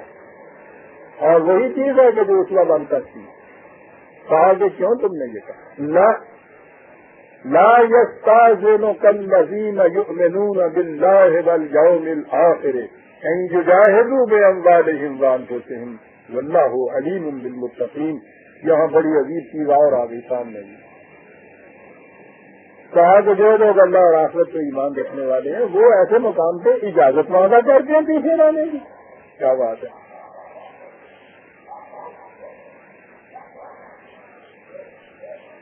یہاں دو ہی چیزوں کی خصوصیت بتائی، اللہ اور آخرت پر ایمان رکھنے والے. کبھی اور فرمایا آپ نے؟ ویسے تو ایمان کے 5 اجزاء قرآن میں گنائے ہوئے ہیں، اللہ پر، اس کے ملائکہ پر، کتابوں پر، انبیاء پر اور آخرت پر ایمان. لیکن اس کا انداز یہ ہے کہ جس مقام پہ کوئی گفتگو ہو رہی ہو، ان میں سے جس کی اہمیت وہاں زیادہ ہو اس کو ابھار کے لاتا ہے. آپ نے غور فرمایا کہ مقام کیا ہے؟ مقام یہ ہے کہ جانے ہتھیلی پہ رکھ کے میدان جنگ میں چلے جا رہے ہیں، شاہداؤں فرحاں. کون سا جذبہ ہے جو اس طرح سے لے جاتا ہے انسان کو وہاں؟ اگر ایمان یہ ہو یا زندگی کا اصول یہ سمجھ لیا جائے تو زندگی تو یہ کبھی زندگی جسم کی ہے، موت کے بعد خاتمہ ہو جاتا ہے. کس کا بھی چاہتا ہے پھر اس طرح سے مرنے کے لیے؟ اس کے بعد تو کوشش کی جاتی ہے نا کہ زیادہ سے زیادہ زندہ رہے، کیونکہ تو زندگی تو یہی ہے. پھر یہ چیز کے ساتھ مجھے کیا پڑی ہے دوسروں کی خاطر اپنی جان دے دی. یہ جو لیے پھرتے ہیں کہ صاحب کلمت اللہ جو ہے اس کو بلند کرنا ہے، یہ سب کچھ کرنا ہے. یہ کلمت اللہ کیا ہوتا ہے جس کو بلند کرنا ہے؟ اس کو مانتا ہی نہیں. کبھی زندگی کو زندگی ماننے والا ان چیزوں کو مانتا ہی نہیں ہے. اور یہ وجہ ہے کہ اس کے لیے کسی قوم کی خاطر جان لینا جو ہے ناممکن ہوتا ہے. وہ کوئی اور کوشش ڈھونڈے گا، اس کے جان دے دینا کسی بات کے لیے کچھ آسان بات ہے. لیکن جو یہ ایمان رکھتا ہے کہ خدا کی طرف سے دی ہوئی اقدار جو ہیں ان کے مطابق زندگی بدل کرنا انسانی زندگی، اور اس کے بعد کہ اس کے لیے اگر جان دے دی جائے تو میرا کچھ نہیں بگڑتا، میں نے تو مرنا ہی نہیں ہے. صاحب میدان جنگ میں جس سپاہی کا یہ ایمان ہو کہ جسے یہ مقابل والے کہیں گے کہ ہم نے اسے مار دیا ہے، یہ ان کی فریب نگاہ ہے، میں تو مر نہیں سکتا، میں تو مرنا ہی نہیں ہے، زندگی تو مسلسل آگے چلنے والی چیز ہے. یہ تو دیے رواں ہے، باہر سے چلی آئی ہے، ایک ہیلی کے نیچے سے گزر کے سہنے بلستان میں داخل ہو جائے گی. کبھی ندی کو یہ ڈر آتا ہے کہ میں کیوں رواں ہو کے آگے چلی جا رہی ہوں.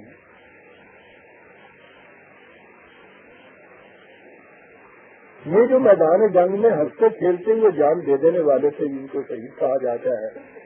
کون سی چیز ہے جو ان کے اس کے اوپر ان کو آمادہ کر دیتی ہے؟ میں نے پچھلی دفعہ یہ کہا وہ جو نظام قرآن نے کہا ہے اس نظام نے یہ کیا تھا کہ ہر ایک کو یہ ضمانت دے رکھی تھی کہ تمہارے اور تمہارے بال بچوں کے رزق کے ہم ذمہ دار ہیں. تو پہلی چیز تو اس سپاہی کے لیے یہ تھی جو میدان میں جاتا تھا کہ جان بھی اگر میری یہاں چلی گئی تو کوئی اور نہیں، پیچھے بھوکے نہیں مریں گے. یہ بڑی چیز ہے.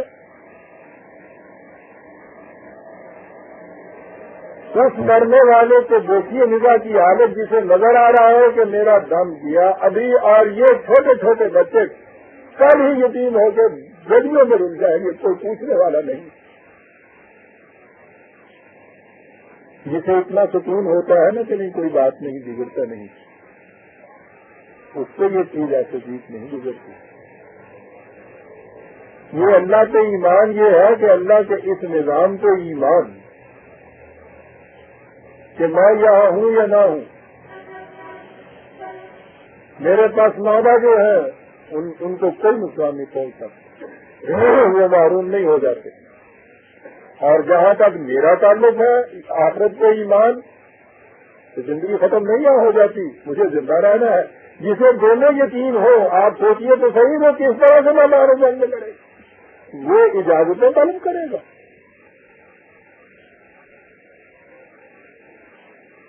یہ ہے دو چیزیں جسے کہا ہے کہ جن کو اللہ اور آخرت کا ایمان ہوتا ہے.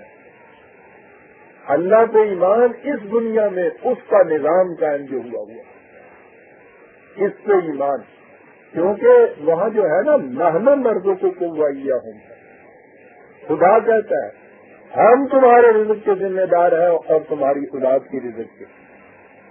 ہم کہا ہے نا اس نے. اور یہ بھی بڑی چیز، اس نے ہماری اتنی عزت رکھ لی ہے، اتنا شرف کا پاس کیا ہے. ملے گا تو انسانوں کے ہاتھوں سے، لیکن لینے والے نے کہا ہے کہ تم ان کو رحیم کرم نہیں ہو، ہم دیتے ہیں. یہ کون ہے دینے والے؟ تو سب کو تیرے رب بن گئے.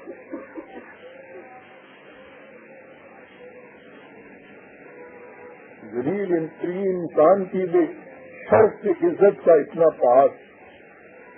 یہ نہیں کہا کہ کوئی بات نہیں، جاؤ یہ دے دیں گے تمہارے پیچھے جو ہے ان کو، کہا نہیں ہم دیں گے. یہ جو ہے ہم دیں گے، یہ ہے ایمان باللہ.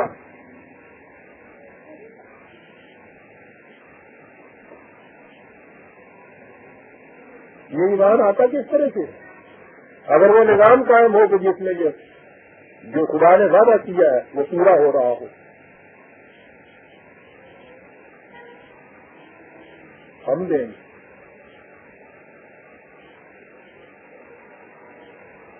یہ چیز بھی تو قرآن نے خود ہی واضح کر دی کہ اس سے یہ مراد نہ لے لیجیے گا کہ ہم آسمان سے اس طرح سے روٹیاں دیتے جائیں گے. سورہ یاسین میں ہے نا کفار کے متعلق کہ یہ اعتراض کہتے ہیں کہ اگر خدا نے یہ وعدہ کیا ہوا ہے کہ ہم دیں گے ان سب کو، تو یہ لوگ بھوکے کو مارتے ہیں. ان تم بختوں سے کہو کہ خدا آگے خود نہیں دیا کرتا، وہ ایک نظام قائم ہوتا ہے جس کے ہاتھوں سے میرا کرتا ہے. اس نظام کی روح سے یہ ایمان کی سختی ہوتی ہے. اور آخرت پر ایمان جو ہے اس سے معنی یہ ہے کہ تسلسل حیات پر ایمان جو ہے کہ میں نہیں مرتا، مجھے آگے جانا ہے، بڑے کام ابھی اور کرنے ہیں. میں نے کہا کہ جن کا اس پہ ایمان ہوتا ہے وہ کبھی اجازتیں نہیں مانگا کرتے پیچھے رہنے کی. انما یستأذنک الذین لا یؤمنون باللہ والیوم الآخر. یہ ہے وہ بات. گزرداریاں وہ پیش کیا کرتے ہیں، اجازتیں وہ مانگ کرتے ہیں جن کا ان پہ ایمان نہیں ہوتا. ایمان اگر اسی کا نام ہے جو ہم کہہ رہے ہیں تو وہ جتنے بھی تھے ان کا تو اس طرح ایمان موجود تھا. یعنی ان کے مسلمان ہونے کی شہادت تو قرآن دے رہا ہے نا. ان سے کہو یہ کہیں کہ ہم مسلمان ہو گئے ہوئے ہیں. ایمانی کے متعلق کہا ہے نہیں ہے. کہا یہ گریز کی راہیں وہ نکالتے ہیں جن کا ایمان نہیں ہوتا. اور اس کا نتیجہ کیا ہے یہ دیکھیے، یہ ہے نتیجہ وَارْتَابَتْ قُلُوبُهُمْ فَهُمْ فِي رَيْبِهِمْ يَتَرَدَّدُونَ. نتیجہ اس کا یہ ہوتا ہے کہ شکوک پیدا ہو جاتے ہیں ان کے دل میں. اور شکوک ریب میں اور شک میں فرق ہے عربی زبان میں. شک تو یک تک چیز ہوتی ہے جس کے متعلق کبھی یقین نہ ہو کہ یہ معلوم نہیں کہ سامنے جو بیٹھا ہے وہ درخت کے اوپر وہ سوتا ہے یا بہنا ہے یا کچھ. ریب ہوتا ہے اس قسم کا شک جس سے دل میں اضطراب پیدا ہو جائے. پتہ نہیں روٹی ملے گی یا نہیں ملے گی، پتہ نہیں بچے پیچھے بھوکے مریں گے یا ان کو کچھ دے گا یا نہیں. کسے ریب کہتے ہیں؟ اور یہ وہ ریب ہے جس کو ختم کرنے کے لیے قرآن آیا ہے. ذالک الکتاب لا ریب فیہ. اس کے مطابق عمل کیا جائے گا تو یہ غیب کی کیفیت باقی نہیں رہے گی.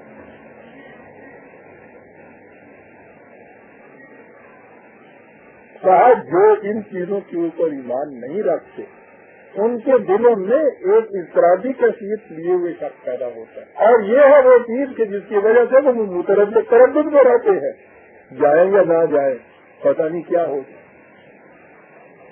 یہ ہے وہ رات ارادے باندھتا ہوں، باندھ کر پھر توڑ دیتا ہوں. تو کیوں توڑ دیتے؟ کہیں ایسا نہ ہو جائے، کہیں ایسا نہ ہو جائے. رہتے ہی یا ترددون، یقین محکم والا جو ہے وہ تو کبھی سوال ہی نہیں. کہا پھر یہ بھی اچھا ہی ہے کہ نہیں تمہارے ساتھ چلے. اس قسم کے ساتھیوں سے نقصان کے علاوہ اور پیدا کیا ہوگا؟ وَلَوْ أَرَادُوا الْخُرُوجَ لَأَعَدُّوا لَهُ عُدَّةً وَلَٰكِنْ كَرِهَ اللَّهُ بِعَاثَهُمْ فَثَبَّتَهُمْ وَقِيلَ اقْعُدُوا مَعَ الْقَاعِدِينَ وَلَوْ خَرَجُوا فِيكُمْ مَا زَادُوكُمْ إِلَّا خَبَالًا وَلَأَوْضَعُوا خِلَالَكُمْ يَبْغُونَكُمُ الْفِتْنَةَ.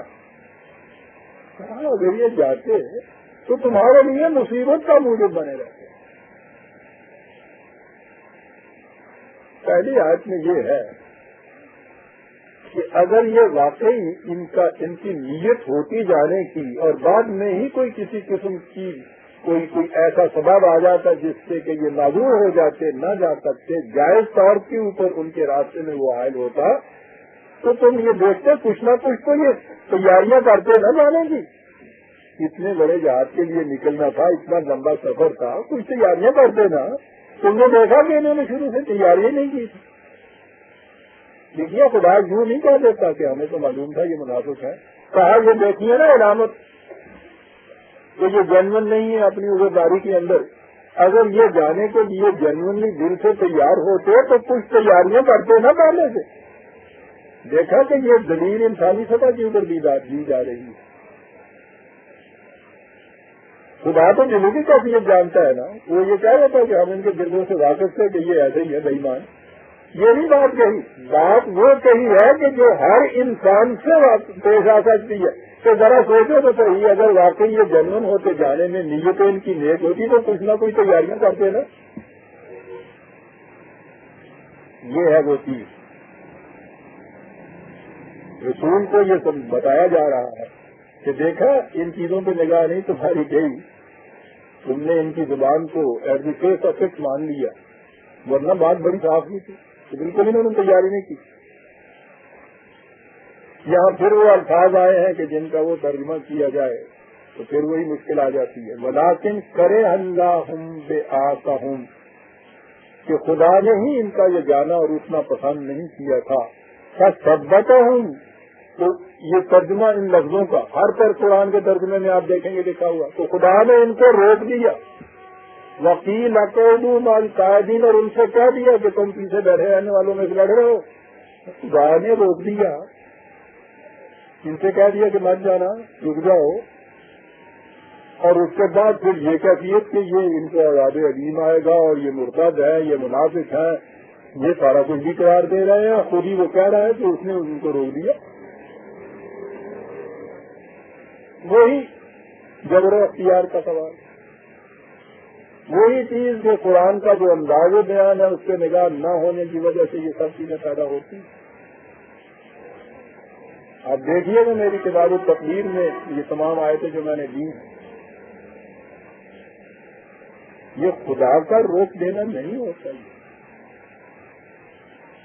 یہ تو وہ چیز ہے کہ خدا نے کیونکہ صاحب اختیار پیدا کیا ہے انسانوں کو، وہ وہاں لے جاتا ہے کہ ہم نے انسانوں کو پیدا اس طرح سے کیا ہوا ہے کہ جس کی بنا پر یہ لوگ جو ہیں اس کے کاموں سے رک جاتے ہیں، اٹھتے نہیں ہیں. ذمہ دار یہ خود ہوتے ہیں اس کے. اسی لیے تو آگے کہا جاتا ہے کہ یہ جو ہے ان کو اس کی سزا ملے گی جو یہ کچھ کرتے ہیں. ورنہ اگر یہ تسلیم کر دیا جائے کہ خدا ہی کسی کو روک دیتا ہے، کسی کو آمادہ کر دیتا ہے، نہ رکنے والے کا جرم، نہ جانے والے کا کوئی کریڈٹ، پھر وہی بات آگے جو پہلے تھی.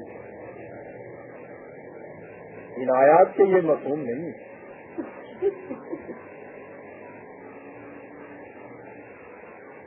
ولا خراجو فیکم ما زادوکم الا خبالا ولا اوضعوا خلالکم. اگر یہ جاتے تمہارے ساتھ تو مصیبت کا موجب بنے رہتے, تمہاری جماعت کے اندر انتشار پیدا کرتے, انتشار پیدا کرتے. وَفِيكُمْ سَمَّاعُونَ لَهُمْ, اور تمہارے اندر وہ لوگ بھی تو ہیں کہ جو اس قسم کی باتوں کو کان رکھ کے سنتے, جاسوسیاں. سَمَّاعُونَ لَهُمْ, یہ جو ہے یہ خاص چیز ہے, عربی زبان کے قاعدے کی روح سے یہ ہوگا کہ جو باتیں سنے یہاں سے کسی دوسرے کی خاطر. بڑا عجیب لفظ ہے یہ لہم کا.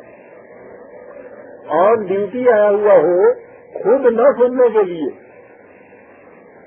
بلکہ کسی کی طرف سے بھیجا ہوا, کسی کیا کنسٹرکشن کتنی خوبصورت ہے. ہمنا اونا نہ ہن, یعنی انسان سنتا تو خود ہے نا, اپنے لیے وہ سنتا تو کہتا ہے کہ اپنے لیے نہیں سنتے, یہ کسی اور کی خاطر سنتے ہیں. بڑی پیاری کنسٹرکشنیں ہوتی ہیں قرآن کی عزیزان نے. ویسے تو ساری مجلس میں آ کے بیٹھے ہیں, تمہارے ذہن میں ہوگا کہ صاحب بڑے اچھے سے ہوگا, قرآن سننے کے لیے آئے ہوئے ہیں, سب بڑے انتظام سے آتے ہیں, بڑی پابندی سے آتے ہیں, بڑی جاذبیت سے سنتے ہیں. واہ واہ بھائی کیا بات ہے ان کے بھی اس قرآن سے ہی. وہ کہتے ہیں سننا اونا لہم, کسی اور کے فائدے کی خاطر سنتے, پھر نام فائدے کے لیے آتا ہے نا.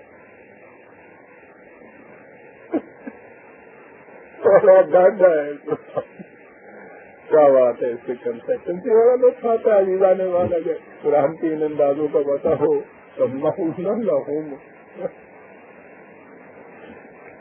واللہ علیم بالظالمین. یہ دیکھنے لوگ کیا ہے, ہم جانتے ہیں, سن کیسے رہے.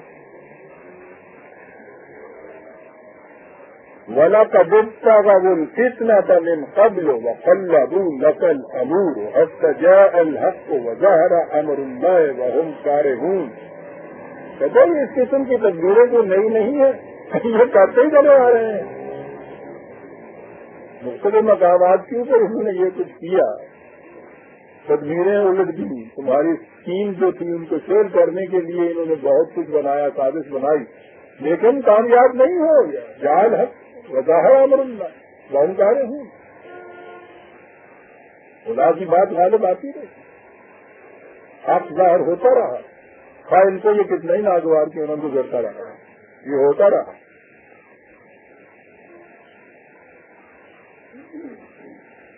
وَمِنْهُمْ مَنْ يَقُولُ ائْذَنْ لِي وَلَا تَفْتِنِّي أَلَا فِي الْفِتْنَةِ فَقَطْ وَإِنَّ جَهَنَّمَ لَمَحِيطٌ بِالْكَافِرِينَ. بہت چیز ان میں ایسے لوگ بھی ہیں جو یہ کہتے ہیں کہ ہمیں, جیسے کہتے ہیں نا کہ آفیشلی اس کے لیے ہمیں پرمیشن دے دیجیے تاکہ ہم اپنے پاس ریکارڈ میں رکھ لیں, اور بعد میں ہمارے خلاف کوئی کسی قسم کا مقدمہ نہ چلایا جائے, جرم نہ عائد کیا جائے. تو ایسی ایسی پیش بندی کرنے والے بھی لوگ ہیں کہ ہمیں اس کی کوئی سزا نہ ملے. بڑے عجیب لفظ ہیں ان کے لیے. کہتا ہے کہ انہیں کوئی کون بتایا کہ سزا تو انہیں اس وقت بھی مل رہی ہے. تم بعد کی پیش بندی کرنا چاہتے ہو کہ کوئی اس قسم کی سند ان کے ہاتھ میں ہو کہ بعد میں ان کو کوئی سزا نہ دے. نہیں جانتے کہ سزا تو اس وقت میں مل رہی ہے. دو لفظوں میں ایک بات کہہ دی عزیزان نے من, بڑی عظیم حقیقت. انہیں پتہ نہیں ہے کہ جہنم تو ان کو اس وقت بھی گھیرے ہوئے ہے.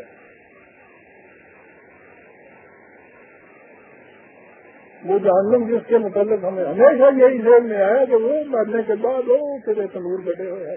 یہاں نہیں, اس کا کوئی واسطہ, یہاں کوئی بات نہیں. دوسرے مقام پہ یہ ہے, یہ اتنا ہی فرق ہے کہ جہنم کو انہیں اب بھی دیکھ رہا ہے, ان اندھوں کو وہ نظر نہیں آتا.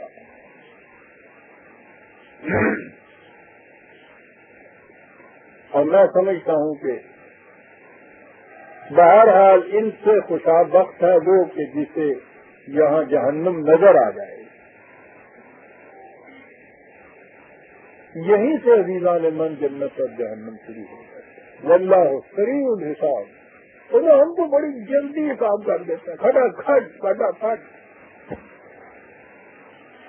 انسان کی ہر سانس سے اس کے جہنم کے شعلے بھی بھڑکتے ہیں اور اس کی جنت کی نسیم بہار بھی چلتی ہے. یہ اسی کے دم کی آمد و شد سے یہ دونوں چیزیں بنتی چلی جاتی ہیں.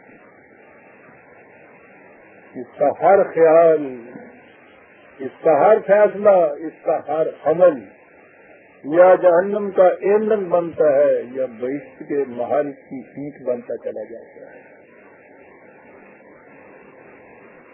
اتنی بڑی چیز ہے کہ یہ کہتے یہ ہے کہ ہمیں کچھ اس قسم کی پرمیشن دے دیجیے تاکہ ہمیں کچھ بعد میں سزا نہیں ملے. کتنی غلط نگری ہے ان کہ یہ بعد کی سزا کا ذہن میں ان کے ہے.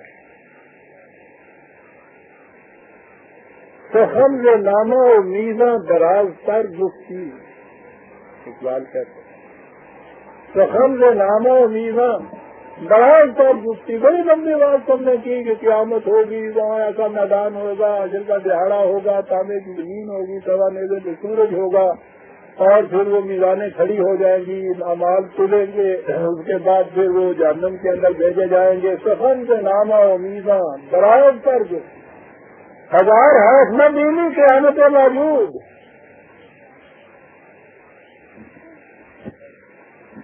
قیامت موجود نہ تمہیں نظر آئی.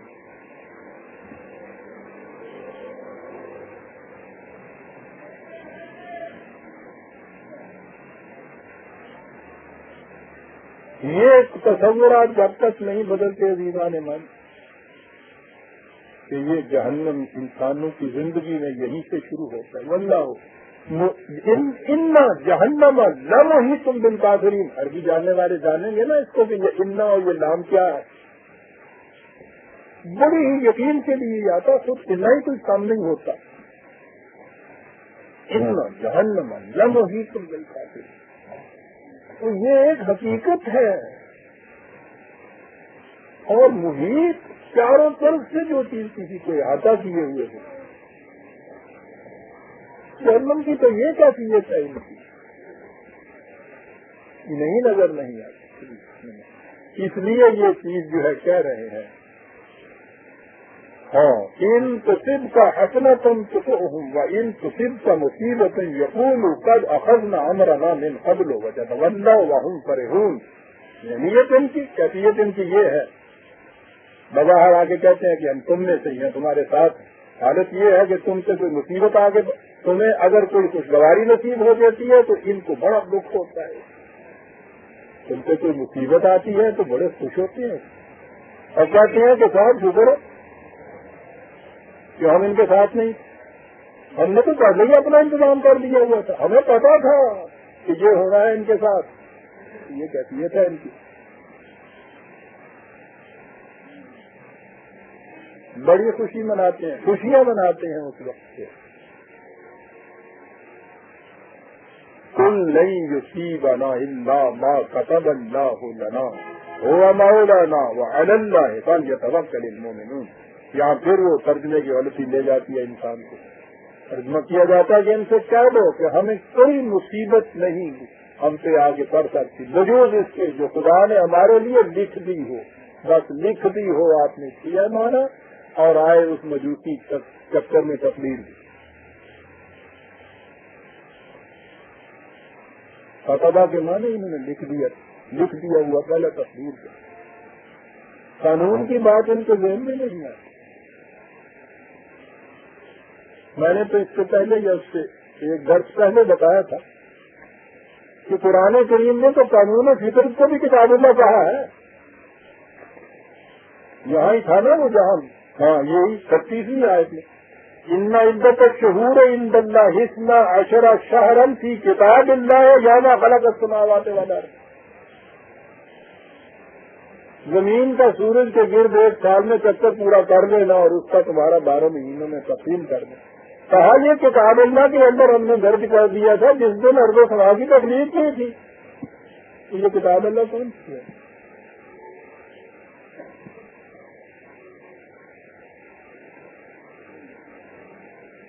لیکن یہاں تو ان کو نہ یہ کتاب نظر آتی ہے نہ یہ کتاب نظر آتی ہے. وہ یورپ کے مدین اور مادین کے لیے یہ اس لیے کہ اب یاسین آسا بمیری کہ جان نہیں نکلتی تو یاسین سناؤ، ورنہ قرآن تو یہاں اس کو کہہ رہا ہے کتاب اللہ کی کتاب اللہ.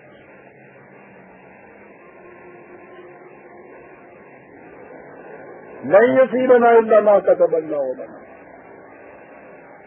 کوئی واقعہ نہیں گزر سکتا. مصیبت بھی ہمارے ہاں صرف مصیبت کے لیے لفظ آتا ہے. عربی زبان میں ہر واقعہ جو ایوری ایونٹ جو کسی کے اوپر گزرتا ہے اس کو یہ کہا جاتا ہے. کہا ہمارا تو ایمان ہے کہ ہر واقعہ ہر حادثہ جو کچھ بھی ہوتا ہے وہ خدا کے قانون کے مطابق ہوتا ہے. اس لیے اس میں سوال ہی نہیں ہے کہ تم اس کو خوشیاں مناؤ کہ ہم نہیں تھے یا ہماری وجہ سے یہ ہوا. سوال ہی نہیں ہے. قانون خداوندی کے سمجھنے میں یا اس کے مطابق عمل نہ کرنے میں کوئی نقصان بھی ہوتا ہے تو ہم جانتے ہیں کہ اس کی وجہ سے ہوا. اور پھر ہمیں اس پہ بھی بھروسہ ہے کہ اس کا ازالہ ہو سکتا ہے اگر ہم پھر اس کے قانون کی طرف لوٹ کے چلے جائیں. ہمیں بھروسہ ہے اس سے، ہمیں یقین ہے اس بات کا کہ ہر بات اس کے قانون کے مطابق ہوتی ہے. اور یہ یقین ہے جس کے لیے کہا وَعَلَى اللَّهِ فَلْيَتَوَكَّلِ الْمُؤْمِنُونَ. یہی وہ یقین ہے کامل ہے جس کی بنا کی اور ہم یہ کچھ کر کے دکھا رہے ہیں. بھروسہ ہے قانون کی پختگی پر کہ اس کے مطابق کیا جائے گا تو یقیناً اس کے مطابق نتیجہ نکلے گا. غلطی کا غلط نتیجہ، صحت کا صحت سے ہی نتیجہ.